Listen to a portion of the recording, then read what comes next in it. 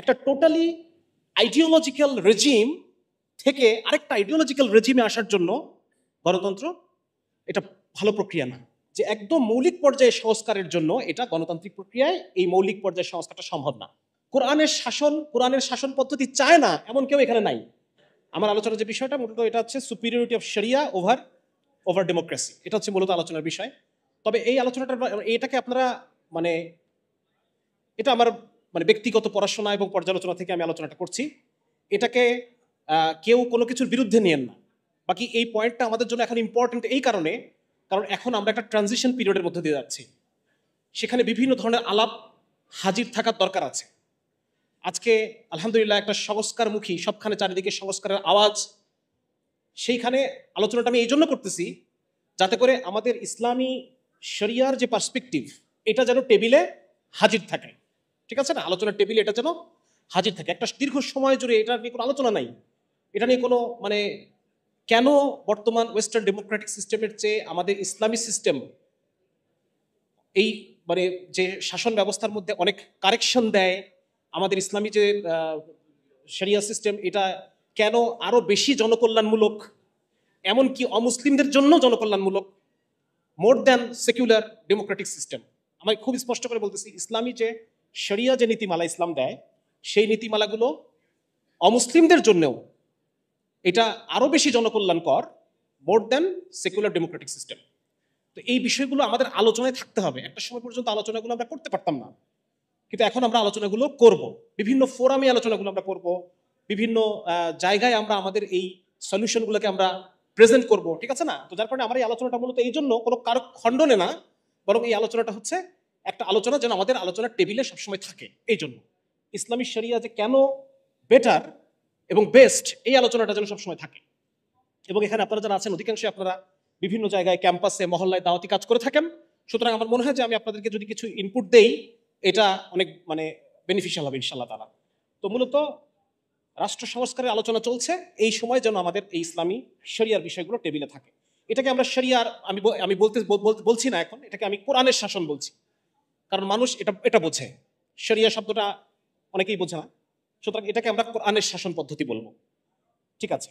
আচ্ছা, এখন প্রথমে আমি শুরু করব যেহেতু আমরা একটা ট্রানজিশন পিরিয়ডের মধ্যে যাচ্ছি যেখানে বিভিন্ন ধরনের রাজনৈতিক আলাপ আসছে, তো এইখানে একটা জিনিস আপনাদের আমি দৃষ্টি আকর্ষণ করতে চাই, সেটা হচ্ছে যে ছাত্র জনতা গণ অভ্যুত্থানটা হয়ে গেল, এটা কিন্তু আমাদেরকে অনেক কিছু শিখিয়ে দিয়ে গেছে, যেটা অনেক বই পড়ে আমরা শিখতে পারতাম না।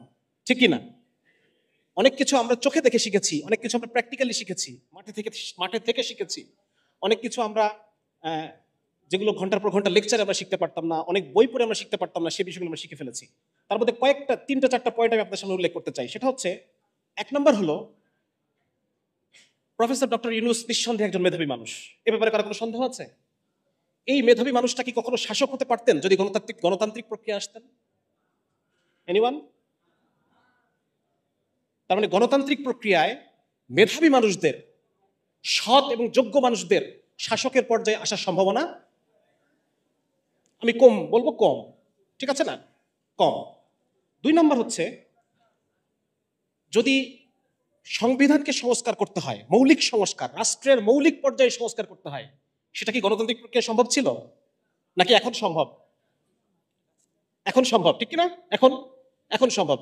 এটা গণতান্ত্রিক প্রক্রিয়ায় রাষ্ট্র কাঠামো, সংবিধান, বিভিন্ন পলিসি পর্যায়ে যে মৌলিক পরিবর্তন, সেটা সম্ভব না, যেটা আমরা এখন বুঝতে পারতেছি। এখন এগুলো সংশোধনের আলাপ আসছে, আরো হয়তো আসবে। 3 নম্বর হচ্ছে, একটা আইডিওলজিক্যাল, যেমন আওয়ামী লীগ গভর্নমেন্ট যখন ছিল সেখানে একটা নির্দিষ্ট আইডিওলজিক্যাল প্যাটার্ন ছিল, ঠিক না? সেখানে মুক্তিযুদ্ধের চেতনা, বঙ্গবন্ধুর চেতনা, এই বিষয়গুলো বেশি ছিল। তারপর যে কি বলা যায়, স্বাধীনতা বিরোধী, প্রতিক্রিয়াশীল, রাজাকার, এই যে একটা ন্যারেটিভ, এই ন্যারেটিভটাকে কি গণতান্ত্রিক প্রক্রিয়ায় সরানো সম্ভব ছিল? এটাকে সরানো হয়েছে কি একটা অভ্যুত্থানের মাধ্যমে, অগণতান্ত্রিক প্রক্রিয়ায় ন্যারেটিভটা। এখনকার ন্যারেটিভটা দেখেন, এখন আমরা 72 থেকে 75 ইতিহাসটা আলোচনা করতেছি কিনা? এটা আমরা করতে পারতাম যদি গণতান্ত্রিক প্রক্রিয়া হতো। সুতরাং একটা টোটালি আইডিওলজিক্যাল রেজিম থেকে আরেকটা আইডিওলজিক্যাল রেজিমে আসার জন্য গণতন্ত্র এটা ভালো প্রক্রিয়া না, এটা যথেষ্ট প্রক্রিয়া না। ঠিক আছে? 3 নম্বর হচ্ছে, আমরা আরেকটা জিনিস এখান থেকে শিখেছি, সেটা হচ্ছে যে এই ধরনের একটা আইডিওলজিক্যাল রেজিম চেঞ্জ করতে হলে মিলিটারিজম ছাড়াও এরকম আইডিওলজিক্যাল রেজিম চেঞ্জ করা গেল না গেছে। তাহলে এই চারটা কিন্তু আমরা একটা মৌলিক শিক্ষা পেলাম এখানে। এটা আমি এই লাস্টেরটা আমি কেন বললাম, এটা আমি শেষে বলবো কেন আমি লাস্টেরটা বললাম। তার মানে একটা জিনিস আমরা দেখলাম যে গণতন্ত্রের মাধ্যমে মেধাবী এবং যোগ্য মানুষের চেয়ে অসৎ এবং অপরাধী মানুষ শাসকের পজিশনে যাওয়ার সম্ভাবনা। আপনারা যারা এখানে অনেকেই আমার চেয়ে অনেক বয়স্ক, আমি 2001 থেকে 2006-07 আমার বয়স কত ছিল, আপনারা তখন অনেকে অনেক ম্যাচিউর, আপনারা ওই আলোকে আরো অনেক কিছু আমার আলোচনায় কানেক্ট করতে পারবেন। ঠিক আছে না? অলরেডি এই ডক্টর ইউনূসের সরকার আসা মাত্রই আপনি দেখবেন বিভিন্ন বিশ্ববিদ্যালয়ের হলগুলো দখল হয়ে যাচ্ছে, বিভিন্ন বাজারে চাঁদা ওঠানোর জন্য বিভিন্ন বাজারে হ্যাঁ অন্য কেউ এসে দখল করতেছে। আমরা শুনছি না এগুলো? আমরা শুনছি। সুতরাং মানে এভাবে মৌলিক পর্যায়ে সংস্কার এভাবে আসে না। তার মানে মোটামুটি এই ছাত্র জনতার গণ আন্দোলন থেকে এই চারটা শিক্ষা কিন্তু আমরা পেয়ে গেলাম যে একদম মৌলিক পর্যায়ে সংস্কারের জন্য এটা গণতান্ত্রিক প্রক্রিয়ায় এই মৌলিক পর্যায়ে সংস্কারটা সম্ভব না। তাহলে এখন বর্তমান যে সেকুলার সিস্টেম, এইটাকে আমরা সবাই এখানে মুসলমান, আমরা সবাই এখানে ইসলামকে ভালোবাসি, আল্লাহকে ভালোবাসি, তার রসুলকে ভালোবাসি, ইসলামী শরিয়াকে ভালোবাসি। কোরআনের শাসন পদ্ধতি চায় না এমন কেউ এখানে নাই। এবং আপনি যদি আজকে বাংলাদেশে গণভোট করেন যে কোরআনের শাসন চাও নাকি কোরআন ছাড়া শাসন চাও, আমার মতে এই বাক্যটার উপর যদি গণভোট নেন, অধিকাংশ মানুষ এই কথা বলবে যে আমরা কোরআনের শাসন চাই, বুঝুক আর না বুঝুক। ঠিক কি না? সুতরাং জনগণের মতামতের প্রতিফলন এই গণতান্ত্রিক প্রক্রিয়ায়, বিশেষ করে ওয়েস্টার্ন ডেমোক্রেটিক যে সিস্টেম, এই সিস্টেমে জনগণের মতামতের প্রতিফলন। আমার কথা বুঝতে পারতেছেন? এটা আমি আরো বিস্তারিত সামনে আলোচনা করবো যদি সময় পাই, যে কিভাবে এটা জনগণের মতের প্রতিফলন এখানে ঘটে না, এখানে ঘটে বণিকদের মতামতের প্রতিফলন, প্লুটোক্রেসি। এটা আমি সামনে আলোচনা করব। তাহলে একটা জিনিস আমরা বুঝলাম যে এই ছাত্র আন্দোলন আমাদেরকে কি শিক্ষা দিয়ে গেছে। 2 নম্বর যেটা, সেটা হচ্ছে যেহেতু এখন একটা সংস্কারের কথা চলছে, যে গত 50 বছরে যে বাংলাদেশ আমরা দেখেছি এই বাংলাদেশ আমরা দেখতে চাই না, দ্বিতীয় স্বাধীনতা অর্জন হয়েছে, আমরা নতুন একটা বাংলাদেশ দেখতে চাই, রাইট? এটাই তো সব মহল তো এই কথাই বলছে। দেখেন, আমি খুব ইতিহাস থেকে আমি উল্লেখ করতে চাই যে উপনিবেশিক শাসন পার হয়েছে এরকম কোন দেশ, উপনিবেশিক শাসন ছিল এমন কোন দেশ গণতান্ত্রিক প্রক্রিয়ায় উন্নত হয় নাই। ইভেন যারা আজকে মানে উপনিবেশিক শাসক যারা ছিল তারাও গণতান্ত্রিক প্রক্রিয়ায় আজকের পজিশনে আসা নেই। আমাকে আপনি উদাহরণ দিতে বলেন। যেমন ব্রিটিশের উপনিবেশ কারা কারা ছিল? ভারত, পাকিস্তান, বাংলাদেশ আমরা ছিলাম, মালয়েশিয়া ছিল, সিঙ্গাপুর ছিল, সাউথ চায়না ছিল ব্রিটিশের উপনিবেশ। আজকে চীন যে পর্যায়ে আসছে, is it through democracy? No. Singapore আজকে এই পর্যায়ে, আপনারা জানেন কেন এই পর্যায়ে? 31 বছর ধরে লি কুয়ান শাসন করেছে সেখানে। আমাদের দুর্ভাগ্য যে আমরা লি কুয়ান পাই নাই, আমাদের দুর্ভাগ্য যে আমরা এই খুনি এবং অপরাধী একজনকে পাইছি, আমরা লি কুয়ানকে পাই নাই। মালয়েশিয়া কিভাবে উন্নতি করলো? Is it through democracy? 22 বছর শাসন করেছেন ডাক্তার মাহাথির মোহাম্মদ। সুতরাং আপনি যদি একটা দেশের র্যাডিক্যাল ইকোনমিক ডেভেলপমেন্ট চান, তাহলে সেই ক্ষেত্রে গণতন্ত্র এটা ভালো কোনো পদ্ধতি না। আরেকটা উদাহরণ আমি দিতে পারি আপনাকে। এটা হচ্ছে পশ্চিম আফ্রিকার একটা দেশ, খুব সম্ভবত দেশটার নাম গিনি। সেখানের একটা র্যাডিক্যাল পরিবর্তন এনেছিলেন একজন কমিউনিস্ট আর্মি অফিসার, আমি নামটা এই মুহূর্তে মনে করতে পারতেছি না ওনার। পরবর্তীতে তাকে ফ্রান্স আবার কাউন্টার কু করে তাকে সরায় দেয়। মানে ওই সময় মাত্র 3-4 বছরের মধ্যে বিপুল উন্নতি, স্বাস্থ্য খাত, এই খাত, সেই খাত, বিভিন্ন বিপুল উন্নতি। এটা আমি আনতে পারলাম না, দুঃখিত। আর বর্তমানে যারা গণতন্ত্র বলে এটাকে প্রমোট করতেছে, প্রত্যেকটা দেশে গিয়ে গণতন্ত্র মানে গণতন্ত্র ইম্পোজ করার নৈতিক দায়িত্ব যারা পালন করতেছে যে সমস্ত দেশগুলা, তারা কি গণতন্ত্র করে উন্নত হয়েছে? আজকের ইংল্যান্ড, ব্রিটেন গণতন্ত্র করে উন্নত হয়েছে? নো। ইংল্যান্ড, ফ্রান্স, স্পেন, এগুলো তো আমরা জানি যে তারা কলোনিয়াল পিরিয়ড পার করছে। হোয়াট অ্যাবাউট, আচ্ছা, গণতন্ত্রের সূচকে সবচেয়ে আপনার একটু আনতে চাচ্ছি। দেখেন, গণতন্ত্রের সূচকে সবচেয়ে টপ কান্ট্রি কারা কারা? নরওয়ে একটা কলোনিয়াল কান্ট্রি, মানে উপনিবেশী রাষ্ট্র ছিল, আপনারা এটা জানেন? ডেনমার্ক এবং নরওয়ে মিলে একটা দেশ ছিল, এবং এটাকে বলা হয় নরওয়েজিয়ান কলোনিজ। এবং তারা বিভিন্ন জায়গায় কলোনি স্থাপন করছে, এবং ওই কলোনিয়াল টাইমে যে সম্পদের অবাধ প্রবাহ তাদের দেশে, ওইটার মাধ্যমে তারা উন্নত হয়েছে। তারা গণতন্ত্র করে উন্নত হয় নাই। তারপর হচ্ছে আপনার সুইডেনের কলোনিয়াল ইতিহাস আছে, এবং তারা দাস ব্যবসায় খুব অ্যাক্টিভ। তারা সরাসরি কোনো মানে বড় এলাকা শাসন করছে তা না, তবে তারা অন্যান্য কলোনিয়াল যারা শাসক যে সমস্ত রাষ্ট্র তাদের সাথে সম্পর্ক রেখে তারা দাস ব্যবসা করত, এবং 1,10,000 দাস ঘানা বা সেই সময়কার গোল্ড কোস্ট থেকে নিয়ে আমেরিকাতে ট্রান্সফার করা, এটা করছে এই সুইডিশ কলোনিয়াল আফ্রিকা থেকে এই দাসটা গেছে। তার মানে আমরা বুঝতে পারলাম যে আজকে যারা গণতন্ত্র করে যারা সবখানে গণতন্ত্র দেওয়ার মহান দায়িত্ব পালন করছে, তারা ডেনমার্ক, এই 5টা দেশের মধ্যে Norway, Finland, Sweden, Iceland, Denmark. ফিনল্যান্ডের ইতিহাস হচ্ছে, ফিনল্যান্ড তাদের নর্দার্ন ফিনল্যান্ডে সামি পিপল, একটা তাদের বড় এলাকার মধ্যে একটা উপজাতি, একটা মাইনরিটি কমিউনিটি আছে, তাদেরকে ক্রমাগতভাবে তাদেরকে শোষণ এক্সপ্লয়টেশন করার মধ্য দিয়ে ফিনল্যান্ড তাদের যে সম্পদ আজকে যে, এবং একটা জিনিস হচ্ছে অনেকে উদাহরণ দেন যে তাহলে পরে এই সমস্ত উন্নত দেশে গণতন্ত্র কিভাবে ফ্রুটফুল হচ্ছে। আপনি বলতেছেন যে কলোনিয়াল পিরিয়ডে যারা ইকোনমিক ট্রানজিশনের মধ্যে দিয়ে যাচ্ছে সেখানে এটা মানে এরা ফ্রুটফুল হচ্ছে না, কিন্তু উন্নত বিশ্বে ফ্রুটফুল কিভাবে হচ্ছে। দেখেন, আপনি যখন ডাকাতি করে নিয়ে পর্যাপ্ত সম্পদ আপনার আছে, আপনার যখন ইকোনমিক সলভেন্সি আছে, আপনার যখন অর্থনৈতিক নিরাপত্তা আছে, স্বাভাবিক টেন্ডেন্সি মানুষের যে সে অপরাধী আর ফার্দার অপরাধী সে হবে না। এটা মানুষের স্বাভাবিক সাইকোলজিক্যাল টেন্ডেন্সি হচ্ছে এটা। যখন আপনার ভবিষ্যৎ নিয়ে আপনার কোনো টেনশন নাই, চিন্তা নাই, আপনার চিকিৎসার খরচ নিয়ে আপনার কোনো টেনশন নাই, আপনার সন্তান সন্ততির ভালো কি করবে এটা নিয়ে আপনার কোনো টেনশন নাই, সুতরাং একটা পর্যায়ের সলভেন্সি যখন হবে তখন আপনি একটা সিস্টেম ডেভেলপ করতে পারবেন, আপনি তখন মানুষকে এডুকেট করতে পারবেন, তখন আপনি মানুষকে কি বলা যায় পোষ বানাইতে পারবেন। কিন্তু যে সমস্ত দেশগুলার ইকোনমিক সিকিউরিটি নাই, যে সমস্ত দেশগুলো একটা ইকোনমিক ট্রানজিশনের মধ্য দিয়ে যাচ্ছে, যে সমস্ত এলাকায় মানুষ অপরাধ প্রবণ, মানুষ এখনো মানুষের মধ্যে শিক্ষা দীক্ষা নাই, এই সমস্ত এলাকায় এই জিনিসটা মোটেই ফাংশন করবে না, সেটা আমরা দেখলাম। এবং যে সমস্ত দেশ উপনিবেশিক যে করুণ অবস্থা, সেখান থেকে আজকে ইকোনমিক কি বলে এটাকে ইমার্জিং টাইগার বলা হয় যাদেরকে, সিঙ্গাপুর, মালয়েশিয়া, এই সমস্ত দেশগুলো তারা উন্নত হওয়ার পিছনে গণতন্ত্রের কোনো অবদান নাই, বরং সেখানে এই জিনিসটা কাউন্টার প্রোডাক্টিভ। কিভাবে আমি আপনাদেরকে সামনে দেখাবো ইনশাআল্লাহ। তাহলে এখানে একটা আলোচনা আমি করলাম, যেখানে আমি এটা আপনাদেরকে দেখানোর চেষ্টা করলাম যে মূলত আজকে যে রাষ্ট্র সংস্কারের কথা হচ্ছে, টেবিলে এই আলোচনাটা থাকতে হবে যে this is not the fruitful way. এই আলোচনাটা যেন থাকে টেবিলে। আজকে যারা সমন্বয়ক আছেন, আজকে যারা সংস্কারের কথা বলছেন, তাদের প্রতি আমার মেসেজ হচ্ছে এটা, আপনারা এই আলোচনাটা টেবিলে রাখেন যে গণতন্ত্র ট্রানজিশন পিরিয়ডের জন্য এটা একটা ব্যর্থ সিস্টেম। এখানে এক শয়তান গিয়ে মানে এক অপরাধী দল গিয়ে আরেকজন আসে, সে একই রকম ভাবে অপরাধ করে, যেই যায় লঙ্কায় সেই হয় হনুমান, এটা হচ্ছে সেই সিস্টেম। আচ্ছা, এবার আমি 3 নম্বরে যে বিষয়টা আমি আলোচনা করতে চাই সেটা হচ্ছে মূলত দেখা যাচ্ছে আমাদের মুসলিমদের মধ্যে দুটো অংশ আছে, যারা কেউ গণতান্ত্রিক প্রক্রিয়ার মধ্য দিয়ে ইসলামের শাসনটা বাস্তবায়ন করতে চায়, আবার আমরা একদল বলছি না, গণতান্ত্রিক প্রক্রিয়া কখনোই সম্ভব না।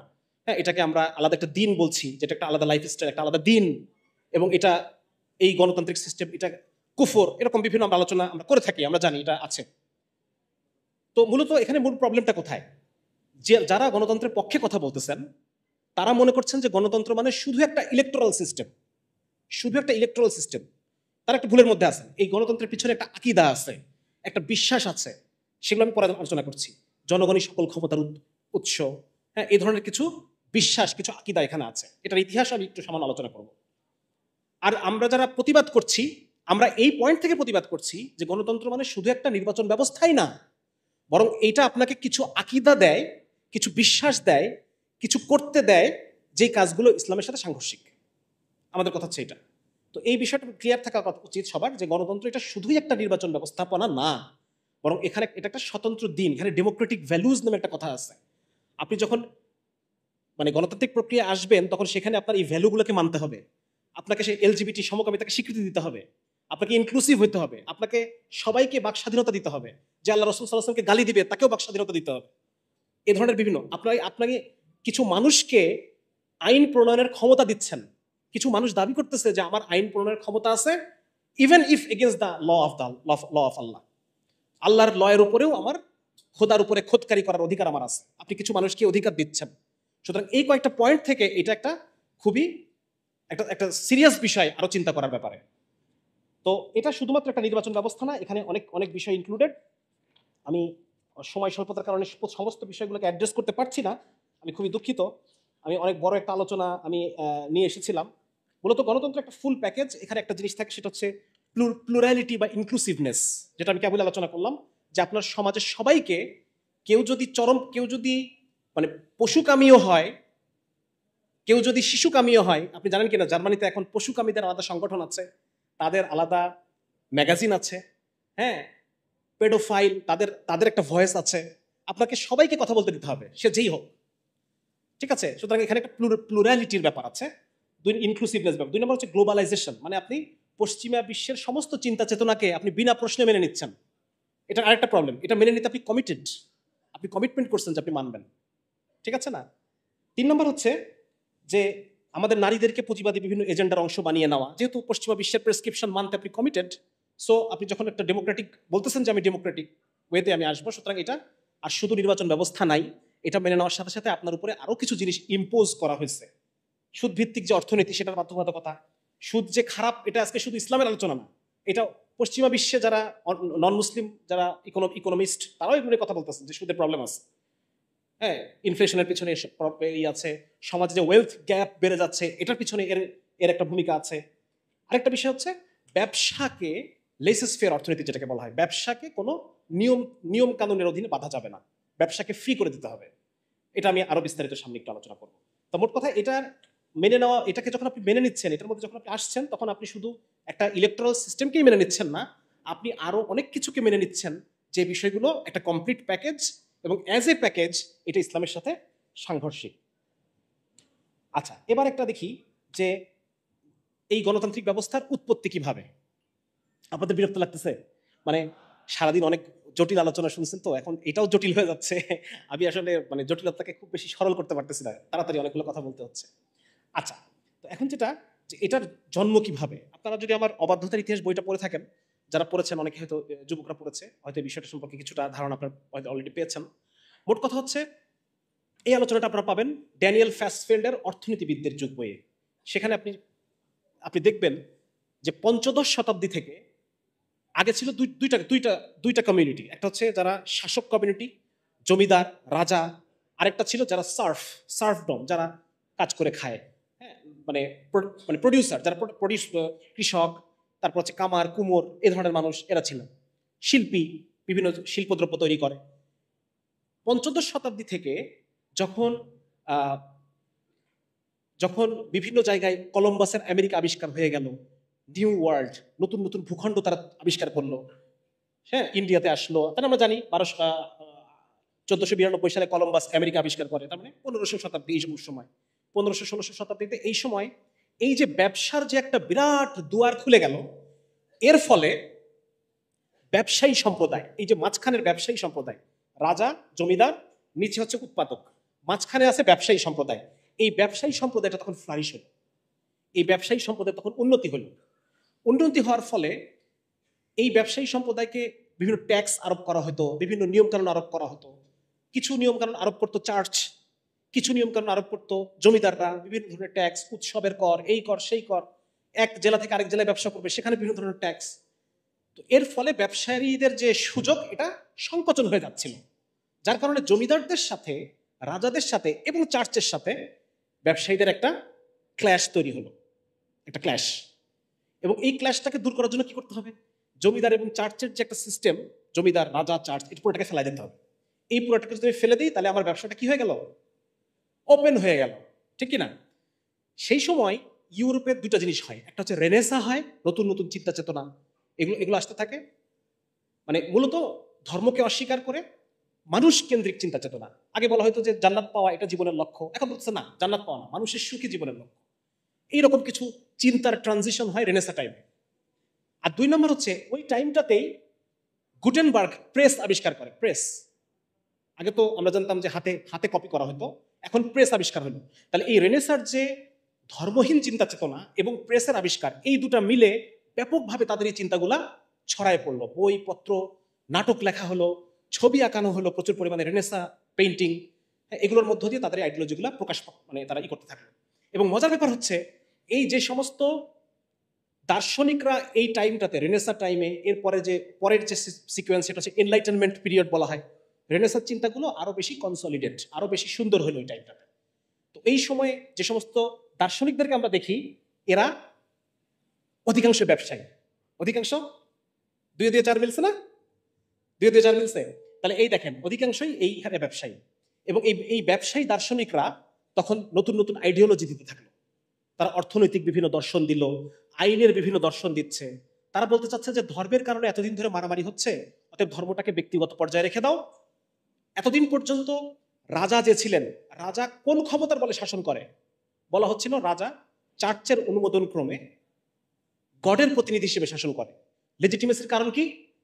গড। এখন এরা বলতেছে, এনলাইটেনমেন্ট ফিলোসফি দার্শনিক, এই ব্যবসায়ী দার্শনিক যারা, তারা বলতেছে নো, যেহেতু আমরা বলতেছি মানুষের সবার উপরে মানুষ সত্য, তাহার উপরে নাই, সুতরাং গডের লাইসেন্স পাইয়ে রাজা শাসন করবে আমাদেরকে, এটা হবে না। লাইসেন্স নিতে হবে কোথা থেকে?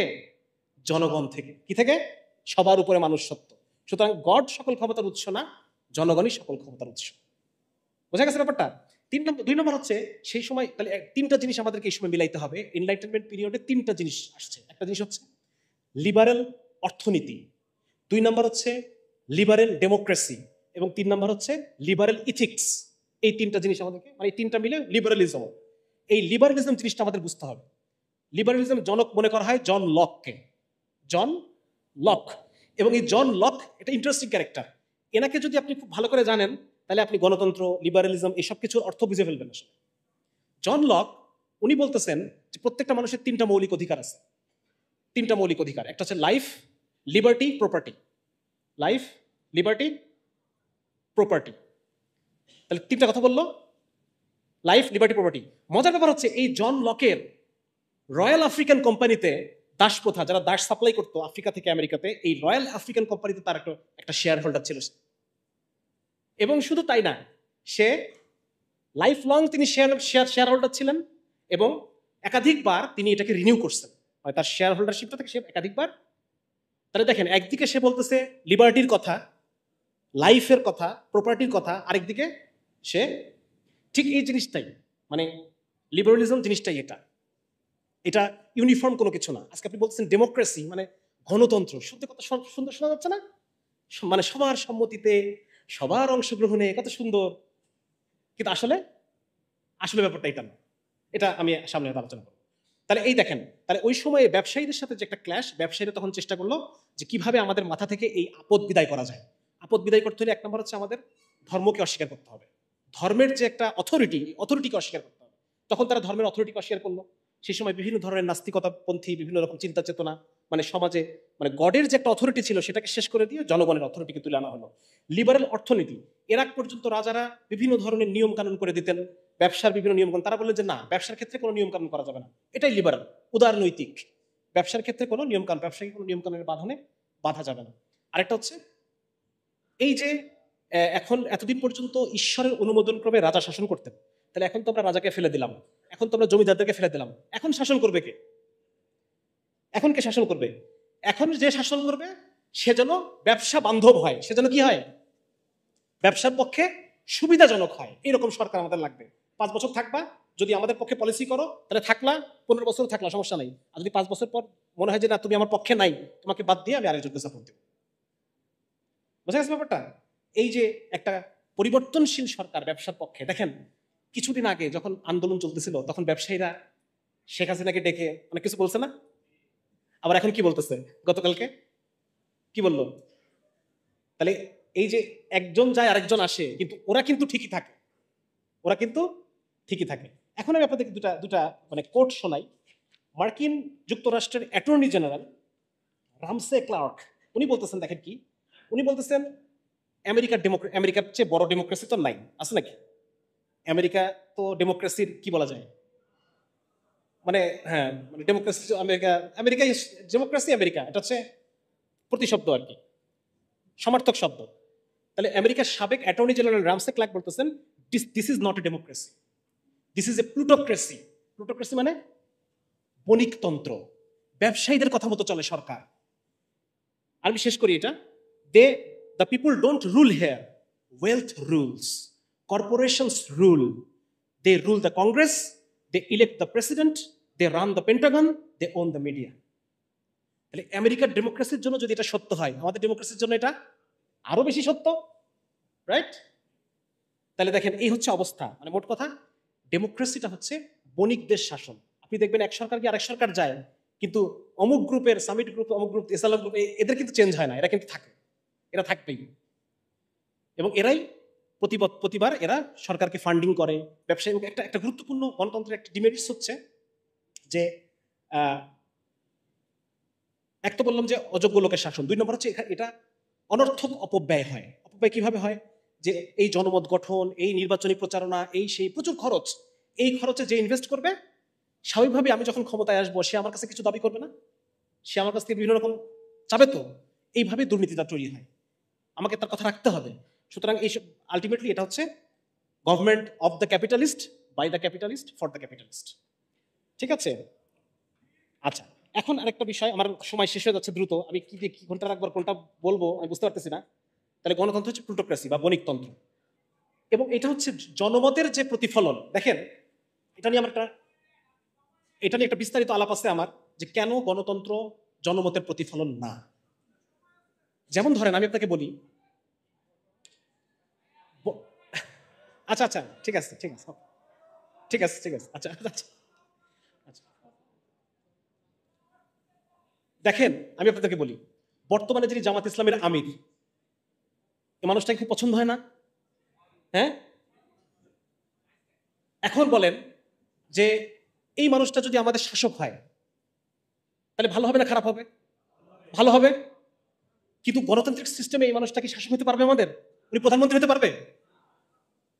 আপনি দেখেন এই মানুষটা যেভাবে কাজ করতেছে, আজ থেকে যদি 3-4 বছর উনি কাজ করেন, সারা বাংলাদেশে কাজ করেন, সারা বাংলাদেশ চাচ্ছে উনি আমাদের প্রধানমন্ত্রী হোক, উনি পারবে?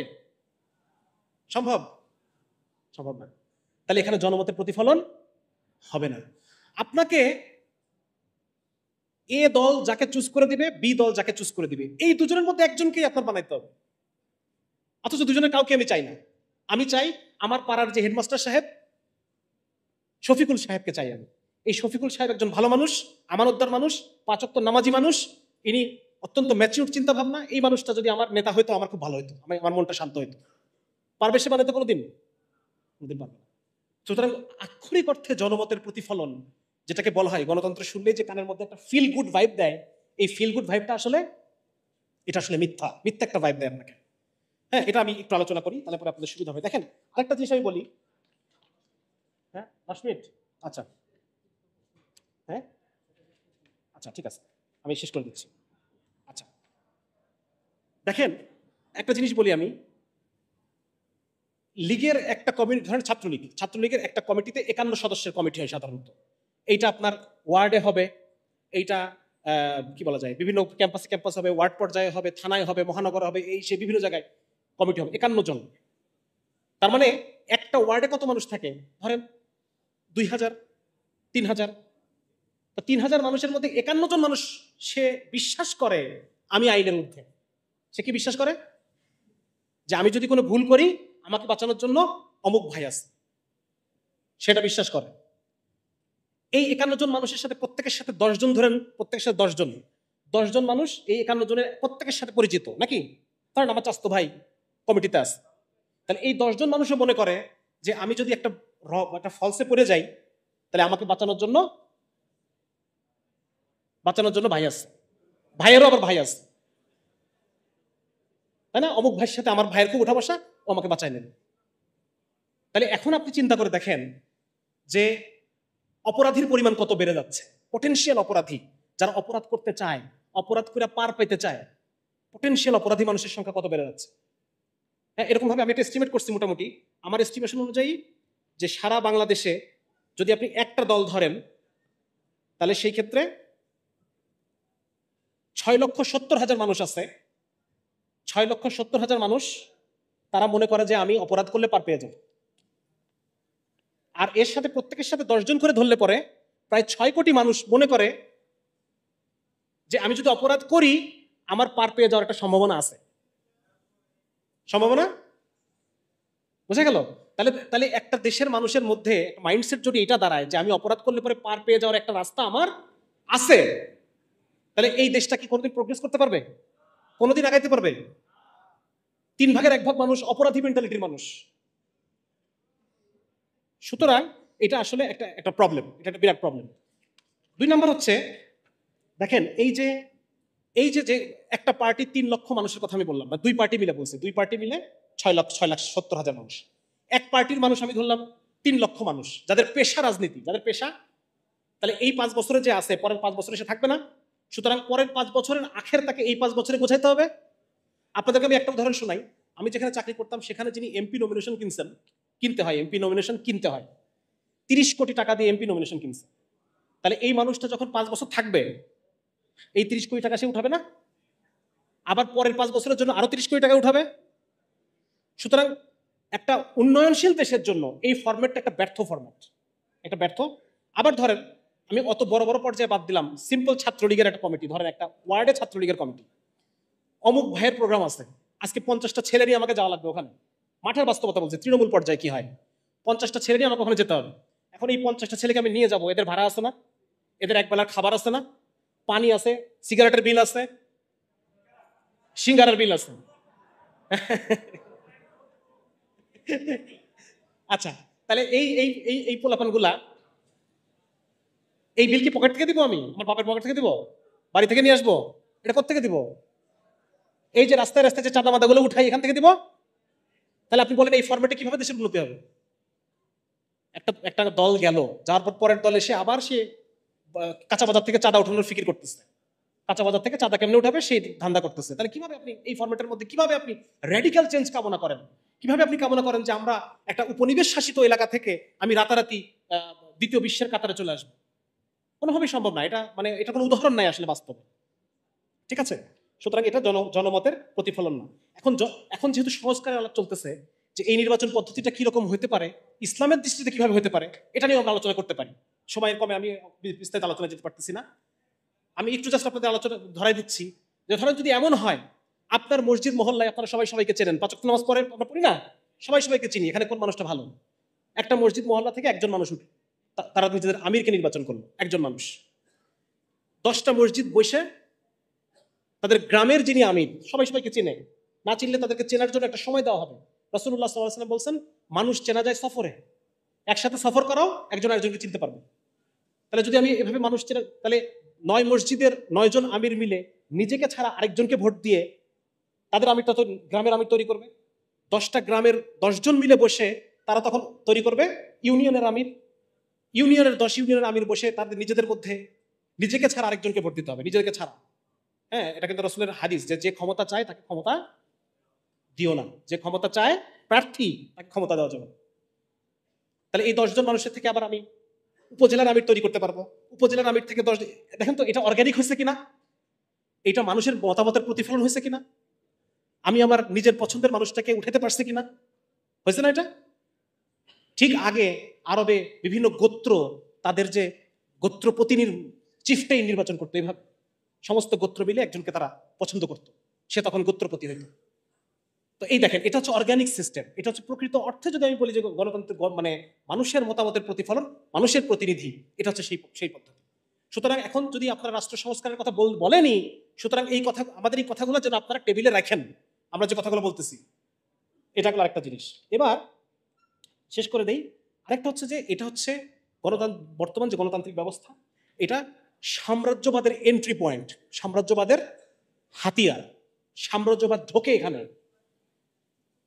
একটা সময় ছিল যখন ব্রিটিশ ইস্ট ইন্ডিয়া কোম্পানি তারা কি করতো, তারা নিজেরা আর্মি নিয়ে আসতো নাকি, তাদের দুর্গ থাকতো এখানে, সেই দুর্গের মধ্যে তারা নিয়ে এসে আর্মি রাখতো, সেই আর্মি দিয়ে তারা জুলুম নির্যাতন করতো, এলাকা দখল করতো, খাজনা উঠাইতো, খাজনা উঠে দুর্ভিক্ষ বাধা দিচ্ছে আমাদের বাংলাদেশে। 4 কোটি মানুষ মারা গেছে দুর্ভিক্ষে, 4 কোটি মানুষ এই বাংলাদেশে দুর্ভিক্ষে মারা গেছে। তো এই যে একটা সময় এরকম ছিল। এখন কিন্তু দেখবেন ইস্ট ইন্ডিয়া কোম্পানির যারা, ফর এক্সাম্পল আমাদের কুষ্টিয়াতে প্রথম স্টেশন বাংলাদেশে, আপনারা জানেন নাম কি? জগতী স্টেশন। এই জগতী স্টেশনটা করা হয়েছে কেন? যাতে কুষ্টিয়া, মেহেরপুর, চুয়াডাঙ্গা এই এলাকা থেকে তামাক, সবচেয়ে ভালো তামাক হয় এখানে, এখনো হয়। এই তামাকগুলোকে তারা এখান থেকে সরাসরি কলকাতা নিয়ে যাবে, কলকাতা থেকে জাহাজে উঠাবে, জাহাজে করে একবারে ইংল্যান্ডে নিয়ে যাবে, জগতী স্টেশন। এখন ওই জায়গায় আজকে তো স্টেট মানে নাই, কি আছে জানেন? British American tobacco. কি আছে? একই জিনিস না? মাল্টি ন্যাশনাল কোম্পানি, বিভিন্ন দেশে দেশে তাদের ব্রাঞ্চ, তারা এখান থেকে তামাক নিচ্ছে, তামাক নিয়ে তারা সবচেয়ে ফার্স্ট ক্লাস তামাক, first grade, second grade, third grade, fourth grade নিয়ে চলে যাচ্ছে ওই দেশে। একই জিনিস, আমাদেরকে মিনিমাম মূল্য দিচ্ছে, আগে যেরকম মিনিমাম মূল্য দিত এখনো মিনিমাম মূল্য দিচ্ছে, একই জিনিস। তাহলে আমি যেটা বলতে চাচ্ছি যে এই দেখেন যে সাম্রাজ্যবাদের এন্ট্রি পয়েন্ট হচ্ছে এই। এখন ধরেন আপনি যদি ব্রিটিশ আমেরিকান টোবাকোর ব্যবসা বাংলাদেশে বন্ধ করে দেন, কি করবে বলেন তো? তাদের তো আর্মি নাই, তারা কি করবে? আপনি বাংলাদেশে ব্রিটিশ আমেরিকান টোবাকো, তামাক নিয়ে প্রচুর প্রচারণা চলতেছে না, তামাক খারাপ, এই সেই, তামাক দমন আইন এগুলো আছে। তো ব্রিটিশ আমেরিকান টোবাকোর যদি আজকে আপনি ব্যবসা বন্ধ করে দেন, তাহলে ব্রিটিশ আমেরিকান টোবাকো জানাবে কাকে? আমেরিকার প্রেসিডেন্ট বাইডেনকে জানাবে। বাইডেন কি করবে? কাকে প্রেসার দিবে বাইডেন? বাংলাদেশকে প্রেসার দিবে। তখন বাংলাদেশের আর্মি গিয়ে আপনাকে থামাবে। বুঝছেন? মানে আগে যেটা হয়তো ওরা নিজেদের আর্মি দিয়ে করতো, এটাই এখন করে বিভিন্ন গণতান্ত্রিক দেশের আর্মি দিয়ে। অগণতান্ত্রিক দেশের আর্মি দিয়ে করাতে পারবে না। কিন্তু চীনের আর্মিকে পারবে? চীনে একসময় ব্রিটেনরা এই এলাকায় আফিম প্রডিউস করতো, আফিম প্রডিউস করে নিয়ে যায় দক্ষিণ চীনে। আপনারা জানেন প্রথম আফিম যুদ্ধ, দ্বিতীয় আফিম যুদ্ধ, এগুলো আসতে কিন্তু ওদেরকে নিয়ে যায় সেবন করাইতো আফিম। আফিম আফিম অপিয়াম, ড্রাগ, কোকেন। এখন যদি ব্রিটিশ আমেরিকান টোবাকো চায় যে আমরা এখানে আফিম প্রডিউস করে নিয়ে আমি চীনের লোকদেরকে আফিম খাওয়াবো, পারবে? পারবে না। সুতরাং এটা হচ্ছে এন্ট্রি পয়েন্ট। তারা এভাবে বিভিন্ন দেশের উপরে তাদের ক্ষমতা বজায় রাখে। আজকে আমি ব্রিটিশরা আমাদেরকে ছেড়ে চলে গেছে, কলোনিগুলোকে স্বাধীন করে দিচ্ছে ঠিক, কিন্তু এই গণতন্ত্রের মধ্য দিয়ে তারা তাদের প্রভাবকে টিকায় রাখে, তারা তাদের স্বার্থকে টিকায় রাখে, স্বার্থকে তারা বজায় রাখে। এটা গেল। এবার আমি আসলাম ইসলামী ব্যবস্থায়। অনেক সমস্যা আছে, সেগুলো আমি আলোচনা করলাম না, 5 মিনিটের মধ্যে শেষ করে দিব ইনশাআল্লাহ। ইসলামী ব্যবস্থাটা কেমন এটা বুঝতে হলে আপনাদেরকে আমি একটু প্লেটো, মানে গণতন্ত্র জিনিসটা পুরোটাই দাঁড়ায় আছে। কিছুক্ষণ আগে আমি রেনেসার কথা বলছি, রেনেসাতে আপনারা মানে বিরক্ত হচ্ছেন না তো? আচ্ছা, রেনেসা টাইমে তারা একটা জিনিস ছিল সেখানে, যে এই যে ক্রিশ্চিয়ানিটি, এইটা ইউরোপের বাইরের জিনিস। এটা ইউরোপের কোত্থেকে আসছে? ফিলিস্তিন থেকে। হ্যাঁ, ঈসা আলাইহিস সালামের বসবাসের জায়গা কোনটা? ফিলিস্তিন। তাহলে ওরা বলতেছে এই যে ইসলাম, এটা ইউরোপের বাইরের জিনিস, এই যে খ্রিস্ট ধর্ম, এটা ইউরোপের বাইরের জিনিস।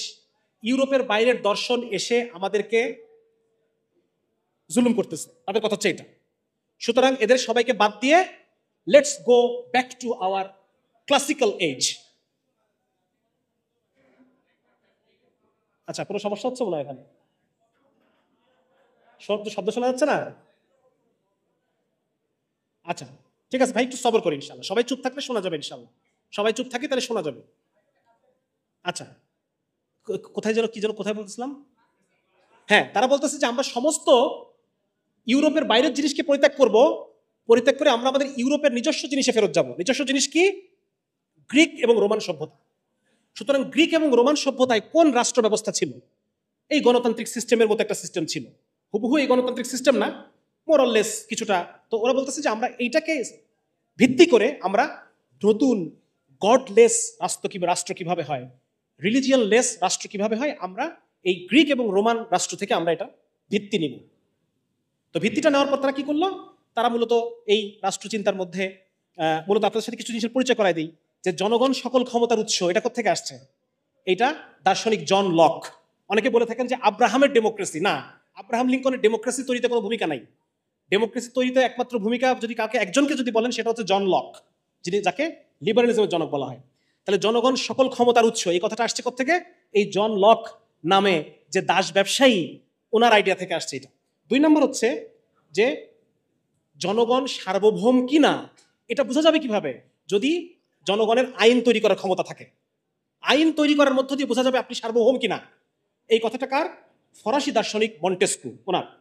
3 নম্বর হচ্ছে যে আইনসভা, বিচার বিভাগ, নির্বাহী বিভাগ যে আলাদা আলাদা করে একটা ব্যালেন্স করা, এটা হচ্ছে এটাও মন্টেস্কুর। ঠিক আছে? ওনারা এই যে গণতান্ত্রিক ব্যবস্থাটাকে সাজালেন মূলত গ্রিক এবং রোমান নগর রাষ্ট্রগুলোর উপর ভিত্তি করে। তাহলে খুব ইম্পর্টেন্ট একটা রোল এখানে প্লে করতেছে প্লেটো। দার্শনিক প্লেটো, তার যে রাষ্ট্রচিন্তা, ওখানে উনি আদর্শ রাষ্ট্রটা, এটা শুনলে খুব মজা পাবেন আপনারা একটু মন দিয়ে শোনেন। প্লেটোর যে রাষ্ট্রচিন্তা, সেখানে উনি আদর্শ রাষ্ট্রের কথা বলেন। কিসের রাষ্ট্রের কথা বলেন? আদর্শ রাষ্ট্র। সে রাষ্ট্রটা কি দেখেন? 5 মিনিট আছে, আমি শেষ করে দিচ্ছি। 1 নম্বর হচ্ছে উনি বলতেছেন যে দার্শনিক রাজা দেশ চালাবে। কে চালাবে? ফিলোসফার কিং, দার্শনিক রাজা। দার্শনিক রাজাকে, দার্শনিক রাজা হচ্ছে যিনি পরম জ্ঞানে জ্ঞানী, সেখানে মন্ত্রীরা পরম জ্ঞানে জ্ঞানী, যুক্তি বুদ্ধি সম্পন্ন। ঠিক আছে, তাহলে একটা জিনিস মনে রাখেন, দার্শনিক রাজা, যার কাছে জ্ঞান আছে, যার কাছে নৈতিকতা দিয়ে যিনি চালিত, এইরকম একজন রাজা। কল্পনা করেন, চোখ বন্ধ করে কল্পনা করেন কে সে। 2 নম্বর হচ্ছে দার্শনিক মানে হলো যার কাছে আছে পরম জ্ঞান, অ্যাবসলিউট নলেজ যার কাছে আছে, এবং জ্ঞান যুক্তি তাকে প্রবৃত্তির উপরে জয়ী হতে দেয় না। তিনি নিজের প্রবৃত্তিকে প্রাধান্য দেন না, তার উপরে যে জ্ঞান আছে সেই জ্ঞানকে তিনি প্রাধান্য দেন, সেই জ্ঞানের অধীন। ঠিক আছে। 3 নম্বর হচ্ছে যে শাসক, এরপর অন্যান্য কথাবার্তা আছে। 3 নম্বর বলতেছেন যে শাসক শ্রেণীর ব্যক্তি মালিকানা থাকবে না, তাদের কোনো পরিবার থাকবে না, এগুলো আসলে গ্রহণযোগ্য না। একজন মানুষের পরিবার থাকবে না, এগুলো হতে পারে না। তাহলে একটা জিনিস আমরা বুঝলাম এখানে, একজন দার্শনিক রাজার কথা বলা হচ্ছে যিনি জ্ঞানের অধীন। মেলে কিনা আমাদের সাথে মেলে? আমরা যে ইসলামিক কোরআনের শাসন বলতেছি সেই শাসনের সাথে মেলে? মিলতেছে? আচ্ছা, এখন এরিস্টটল তার গুরু প্লেটো তার ভুল ধরে বলতেছে যে এইখানে ঐশী আইনের অধীন থাকতে হবে সবাইকে। ঐশী যে আইন, সেই আইনের অধীন রাজাকে থাকতে হবে, বাকিদেরকেও থাকতে হবে। তার মানে মোট কথা আমরা দেখতে পাচ্ছি যে এখানে মোরাললেস একটা তাকওয়া শাসিত রাষ্ট্রের কথা বলা হচ্ছে, ঠিক না? তাহলে আমরা যে কোরআনের রাষ্ট্রের কথা বলতেছি এই কনসেপ্টের সাথে মিলতেছে কিনা? এবার দেখেন এরিস্টটল কি বলতেছেন। এরিস্টটল তার এই গুরুর এই রাষ্ট্রটাকে নিয়ে সমালোচনা করলেন এবং বললেন যে এটা প্রায়োগিক না, এটাকে প্রয়োগ করা যাবে না। সুতরাং এরিস্টটল আমি একটা প্রায়োগিক রাষ্ট্রের কথা বলতেছি। কি বলতেছেন উনি? বলতেছেন যে একজন জ্ঞানী রাজা থাকবে, নৈতিক রাজা, যিনি নৈতিকতা ও আইন দ্বারা পরিচালিত, এবং এই রাষ্ট্রের লক্ষ্য হচ্ছে জনস্বার্থ, ন্যায়, সমৃদ্ধি এবং সবার কল্যাণ। ভালো কথা। তার মানে আমাদের খলিফার মতো শোনা যাচ্ছে, ঠিক না?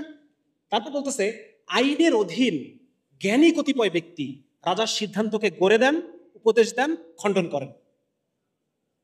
কোন শব্দটা ভাসতেছে আমাদের মনে? শুরা, রাইট। আচ্ছা, আমি বলবো, আপনারা শব্দটা বলবেন, ঠিক আছে? 3 নম্বর হচ্ছে জনগণ রাজার আনুগত্যে সম্মতি দেয় আইনের শর্তে। হ্যাঁ, ঠিক আছে, ভেরি গুড। আচ্ছা, তারপর বলতেছে যে এরিস্টটল সেই সময়কার প্রাচীন গ্রিক যে নগর রাষ্ট্র, সেই নগর রাষ্ট্রের 158টা সংবিধান উনি রিভিউ করে উনি এই রাষ্ট্রের চিন্তাটা উনি পেশ করতেছে। উনি বলতেছে সাধারণ শিক্ষায় শিক্ষিত জনগণ, সাধারণ শিক্ষায় শিক্ষিত জনগণ। বলেন তো আমাদের, বলেন কি? এলম ফরজ। আচ্ছা, ভালো কথা। জনগণ সামরিক চরিত্রের জনগণ। ন্যায়ের একটা কমন মান থাকবে সবার, ন্যায়ের একটা কমন মান থাকবে জনগণের। তাকওয়া, ঠিক আছে। এখানে কতিপয়তন্ত্র মানে কয়েকজন মিলে দেশ চালানো, এবং রাজতন্ত্র এবং গণতন্ত্র সবকিছুর এলিমেন্ট থাকবে। শুরাও থাকবে, খলিফার অ্যাবসলিউট পাওয়ারও থাকবে, শুরাও থাকবে, জনগণের বায়াতও থাকবে, সব থাকবে, ঠিক আছে। উনি বলতেছেন পরেরটা হলো পদ গ্রহণে আগ্রহ কম, ঠিক আছে। আচ্ছা, ঠিক আছে। তারপরে হচ্ছে স্থায়িত্বের প্রবণতা। এই সরকারটার একটা স্থায়িত্বের প্রবণতা থাকবে, বিনা কারণে বৈধ খলিফার বিরুদ্ধে বিদ্রোহ করা নাজায়েজ, রাইট। আচ্ছা, ঠিক আছে। এবার বলতেছে এই রাষ্ট্রটা হবে সাংবিধানিক রাষ্ট্র, আইন দ্বারা নিয়ন্ত্রিত রাষ্ট্র। কোন আইন?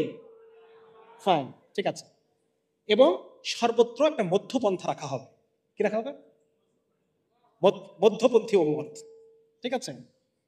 যেমন শাসকদের সম্পদ মধ্যপন্থায় থাকবে। প্লেটো বলছিল শাসকদের কোনো সম্পদ থাকবে না, আর ইনি বলতেছেন থাকবে, মধ্যপন্থা থাকবে।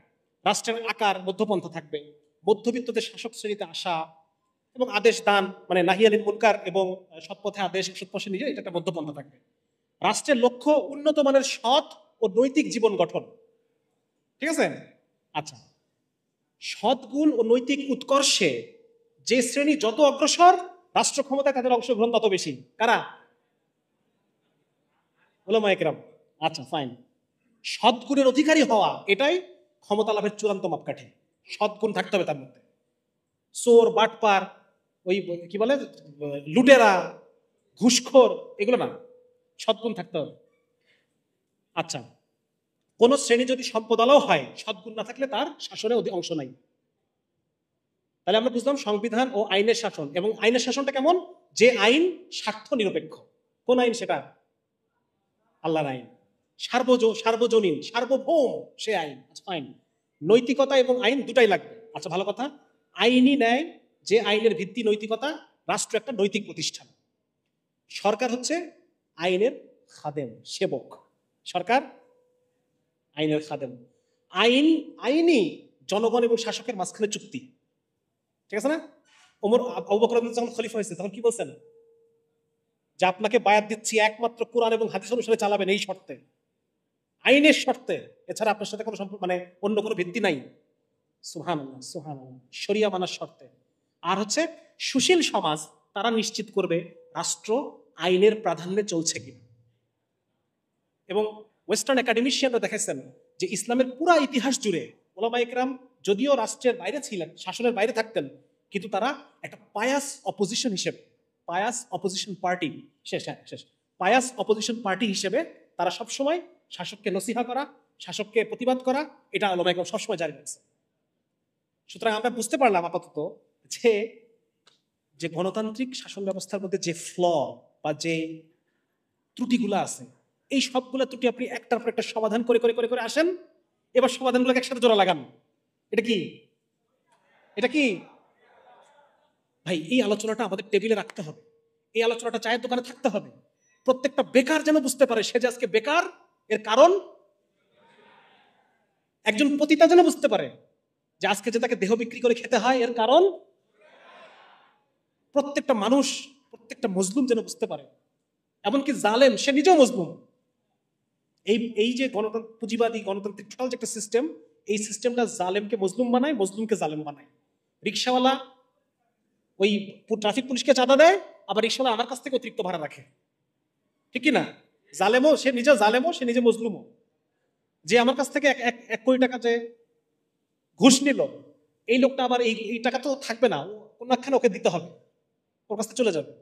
যার মানে বোঝা যাচ্ছে যে ইসলামের যে কোরআনের শাসন ব্যবস্থার কথা আমরা বলতেছি, this is far superior than this western modern Democratic system, ঠিক আছে?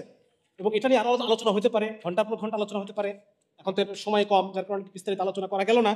এখন আমাদের কথা হচ্ছে, এখন যদি আপনি গণভোট করেন যে আপনারা কোরআনের শাসন পদ্ধতি চান নাকি কোরআন ছাড়া শাসন পদ্ধতি চান, কোনটা চান, তাহলে ডেফিনেটলি মানুষ তো এটাই চাবেন।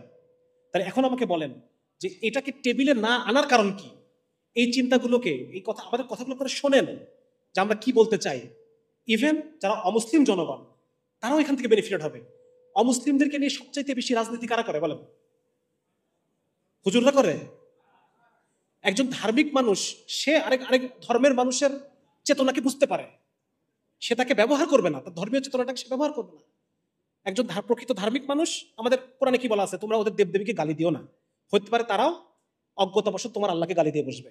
তাহলে একজন ধার্মিক মানুষ কখনো পারে যে সে একজন অমুসলিমকে জুলুম করবে? সে তো কখনোই কাজটা করবে না। সে কখনোই তার প্রতিবেশী যে অমুসলিম আছে তার উপর জুলুম করবে না। কে জুলুম করবে? হ্যাঁ শেষ, কে জুলুম করবে? জুলুম করবে হচ্ছে যে তাকে ভোট ব্যাংক বানাইছে, সে জুলুম করবে। সে নিজেই, আপনারা দেখছেন না পেপারে যে এই লীগ নিজেই অমুসলিমদের ঘরে ঘরে আগুন দেয়, অমুসলিমদের বিভিন্ন ইটি ভাঙে আর দোষ দেয়, এবং নিজের একটা ভ্যালিডিটি তৈরি করে। লীগের একটা ভ্যালিডিটি যে আমরা যতদিন আছি ততদিন তুমি ভালো আছো। প্রতিবার দেখবেন যে ওই ভারত থেকে একজন কেউ আসে আর তখন একটা মন্দিরে আগুন দেয়, তখন ঘরে আগুন দিবে, এবং নিজের একটা ভ্যালিডিটি তৈরি করে যে আমি যদি না থাকি এর কিন্তু আগুন কিন্তু শেষ হয়ে গেল, সুতরাং তোমরা আমাকে আবার বসাও, আমাকে আবার ভোট দাও। তো যার কারণে যারা যদি প্রকৃত অর্থে ইসলামী কোরআনের শাসনটা আসে, এটার বেনিফিশিয়ারি অমুসলিমরাও হবে, ঠিক আছে না? হবে। তো মোট কথা আমার আলোচনা মোটামুটি এই পর্যন্তই। আমি একটু 1 মিনিটে দেখি যে আলোচনা করতে চেয়েছিলাম কিন্তু করতে পারি নাই। শেষ না? আচ্ছা, একটা জিনিস বলে শেষ করে দিই লাস্ট, সেটা হচ্ছে এই শাসন ব্যবস্থাটা কেমন শাসন ব্যবস্থা আমি একটু আপনাদেরকে বলে দেই। যে এটা হচ্ছে একটা সুরাভিত্তিক শাসন, একটা বোর্ড, হ্যাঁ, এবং খলিফা নিজেও ওই সুরার যে পরামর্শ মাশওয়ারা, এগুলাকে খলিফা নিজেও মানবেন, সুরার অধীন থাকবেন। আচ্ছা, 2 নম্বর হচ্ছে জবাবদিহিতামূলক শাসন, শরিয়ার আনুগত্য। শরিয়ার আনুগত্য করবেন, আপনাকে আমরা বায়াত দিছি, শরিয়াতের আনুগত্য করবেন না, বায়াত শেষ। নৈতিক দিক থেকে শ্রেষ্ঠ মানুষরা আমাদের শাসক হবে, নৈতিক দিক থেকে শ্রেষ্ঠ। একটা নৈতিক শাসন ব্যবস্থা, একটা পুরো আর্মি নৈতিক আর্মি, একটা অফিস নৈতিক অফিস, একটা বাজার নৈতিক বাজার, এখানে অনৈতিক কিছু নাই, ঠিক আছে? এখানে একটা চেইন অফ কমান্ড থাকবে, আমিরের হুকুম মানে একটা ধর্মীয় কর্তব্য। তারপর হচ্ছে দণ্ড প্রদান, এটার উদ্দেশ্য কেবল শাস্তি না, এটার উদ্দেশ্য সোশ্যাল ইঞ্জিনিয়ারিং। আপনি ওই জেলের মধ্যে কাকে কাকে ফাঁসি দিচ্ছেন এটা আমার মনে কোনো ইম্প্যাক্ট ফেলে না। আর এখানে যদি ফাঁসি দেন তাহলে যারা দেখবে তাদের মনের মধ্যে কি ওই চোখে ভাসবে সবসময় যে ও বাবা ওই লোক তো ধর্ষণ করার জন্য ফাঁসিয়েছে, আর সেই কাজ করবে না। Social engineering, social conditioning. তারপর হচ্ছে সুদ ভিত্তিক অর্থ ব্যবস্থা বিলোপ হবে। সুদ কি করে? সুদ হচ্ছে সম্পদের প্রবাহ ঊর্ধ্বমুখী করে, আর আমাদের জাকাতের সিস্টেমটা সম্পদের প্রবাহ, সম্পদকে রিডিস্ট্রিবিউশন করে, উপর থেকে নিচে নামায়। হ্যাঁ, কুরবানি অর্থ উপর থেকে নিচে নামায়, তারপর জাকাত নিচে নামায়। আর সুদ কি করে? শুধু সম্পদ উপরের দিকে উঠায়, গ্যাপ তৈরি হয় মানুষের মধ্যে। আচ্ছা, তারপর হচ্ছে সত্যিকারের দারিদ্র বিমোচন হবে এটা দিয়ে। তারপর বিভিন্ন সিন্ডিকেট, দেখেন যেদিন হাসিনা পড়ছে তার পরের দিন কাঁচাবাজারের দাম কমে গেছে না? সবকিছুর দাম কমে গেছে, সিন্ডিকেট ভেঙে গেছে। তাহলে ইসলামী শাসন ব্যবস্থা ঠিক এরকম একটা কিছু হবে, সব সিন্ডিকেট ভেঙে যাবে, কোনো সিন্ডিকেট থাকবে না। কারণ যারা শাসক তারা তো আর ওই ব্যবসায়ীদের কাছে দায়বদ্ধ না। ইসলামী শাসনের দায়বদ্ধ এখন যে ক্ষমতা আসবে সে দায়বদ্ধ ব্যবসায়ীদের কাছে, সিন্ডিকেটের কাছে। কিন্তু ইসলামী শাসনে শাসকরা কারো কাছে দায়বদ্ধ, শুধুমাত্র কোরআনের কাছে দায়বদ্ধ, আর কারো কাছে দায়বদ্ধ না। আচ্ছা, তারপর হচ্ছে ভ্যাট। আপনি যে 100 টাকার সাবান 115 টাকায় কেনেন, সব ধরনের ভ্যাট থাকবে না সেখানে। মানে কি বলা যায়, মানুষের সব দ্রব্যমূল্য আরো কমে আসবে। মানুষ ইসে ঘুষ, দুর্নীতি, হয়রানি, আমলাতান্ত্রিক জটিলতা থাকবে না। এই যে ব্যুরোক্রেসি, দেখেন এক সরকার কি আরেক সরকার আসে, কিন্তু আমলারা কিন্তু ঠিকই থাকে, ব্যবসায়ী আমলারা ঠিকই থাকে। সুতরাং এটার মধ্য দিয়ে একটা ইতিবাচক পরিবর্তন সম্ভব না। আপনি তো আমলাদের পরিবর্তন করতে পারতেছেন না, ব্যবসায়ীদের পরিবর্তন করতে পারতেছেন না। ঠিক আছে? আচ্ছা, শেষ আমার আলোচনা মোটামুটি। আচ্ছা, শেষ হয়েও হইল না শেষ। আরেকটা জিনিস বলি, সেটা হচ্ছে আচ্ছা এটা এটা শেষ হোক এনিওয়ে। আচ্ছা, আরেকটা জিনিস হচ্ছে আমাদের যে ব্রিটিশ কমন ল আমরা ফলো করি, এইখানে বিচারটা হয় রাষ্ট্র ভার্সেস আসামি। আমি যে ভুক্তভোগী, ধরেন আমার ভাইকে হত্যা করলো, ওই লোকের ফাঁসি হয়ে গেল, এখানে আমার কোনো স্টেক নাই, আমি কোনো কিছু পাচ্ছি না। মানে বিচারটা হয় রাষ্ট্র ভার্সেস আসামি। কিন্তু ইসলামিক ব্যবস্থায় বিচারটা হয় বাদী বনাম আসামি। এটা একটু মাথায় রাখেন।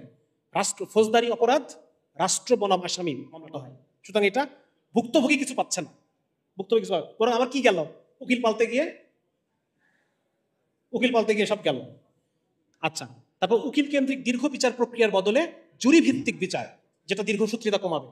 তারপর হচ্ছে সরকারি সম্পদের তসরুফ কমে যাবে, কারণ অফিসও তার কাছে তখন ধর্ম হবে। কি হবে? অফিসের কাজ, এখন তো সেকুলারিজম নাই, এখন অফিসটাও তার ধর্ম। ঠিক আছে? নারীরা পৃথকীকরণ, সেগ্রিগেশন হবে, সরকারি অফিসাররা। আচ্ছা, এই মোটামুটি। এবং এর ফলে কি হবে দেখেন, এই ইসলামী রাষ্ট্র, এটা কাফেরদের কাছে সবচাইতে বড় দাওয়া, সবচেয়ে বড় দাওয়া মেশিনারি হচ্ছে ইসলামী রাষ্ট্র। আপনারা দেখছেন না আফগানিস্তানে যখন ইসলামী শাসন প্রতিষ্ঠা হয়েছে, তন্ময় ভট্টাচার্য কি বলছে এসে? কাবাবে গোশতের পরিমাণ। ও কিন্তু পরের দিনেও বুঝতে পারছে যে এখানে কোনো একটা বিশাল পরিবর্তন এসে গেছে। ওর কাছে পরের দিনে দাওয়াত চলে আসছে। কি এমন ঘটে গেল যে কাবাবে গোশতের পরিমাণ বেড়ে গেল? তন্ময় ভট্টাচার্যরা বুঝতে পারবেন যে something is very right about this people. এই লোকগুলার নিশ্চয়ই কোনো একটা কিছু আছে। সুতরাং ইসলামী যে কোরআনী রাষ্ট্র ব্যবস্থা, এটা হচ্ছে অমুসলিমদের প্রতি সবচাইতে বড় দাওয়াত, সবচাইতে বড় দাওয়াত। তো মোটামুটি আপনাদেরকে জোর করে আলোচনা শোনাইলাম নাকি? জোর করে শোনাইলাম। আচ্ছা, মাফ করে দিন। শোনেন, আপনারা যারা এখানে আছেন সবার কাছে আমার অনুরোধ, এই আলাপগুলো, আজকে যে আলাপগুলো আপনারা শুনলেন, এইগুলো বাসায়, অফিসে, স্কুলে, কলেজে, চায়ের দোকানে, সমস্ত জায়গায় এই আলোচনাগুলো চলবে। এই কথাগুলো আমরা শোনাবো মানুষকে, এতদিন শোনাইতে পারি নাই। এখন আমরা শোনাবো, ভাই আল্লাহ তোমার জন্য কি পাঠাইছেন তুমি দেখো, এটা আল্লাহ তোমার জন্য পাঠাইছেন।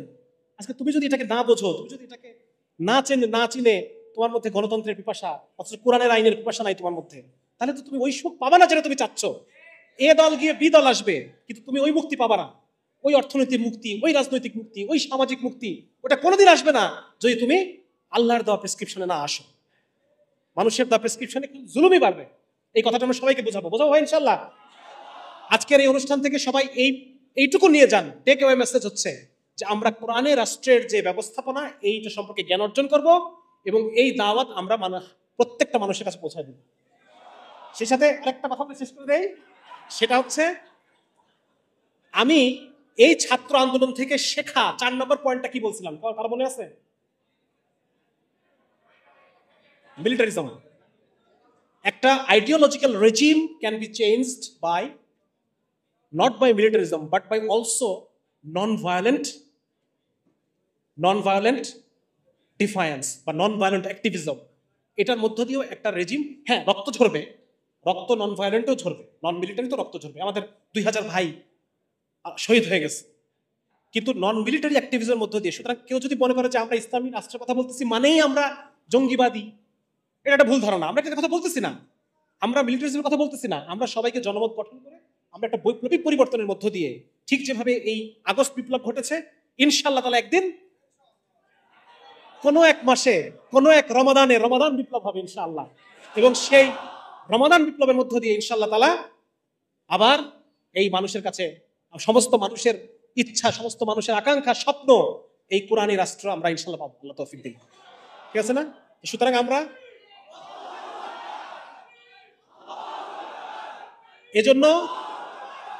এজন্য আমাদের সবাইকে কাজ করতে হবে, বসে থাকার সময় নাই। সবাই যে কাজ করবো তো ইনশাআল্লাহ, করবো তো? আল্লাহ তাআলা আপনাদের সবাইকে কবুল করুন। আসসালামু আলাইকুম ওয়া রাহমাতুল্লাহি ওয়া বারাকাতুহু।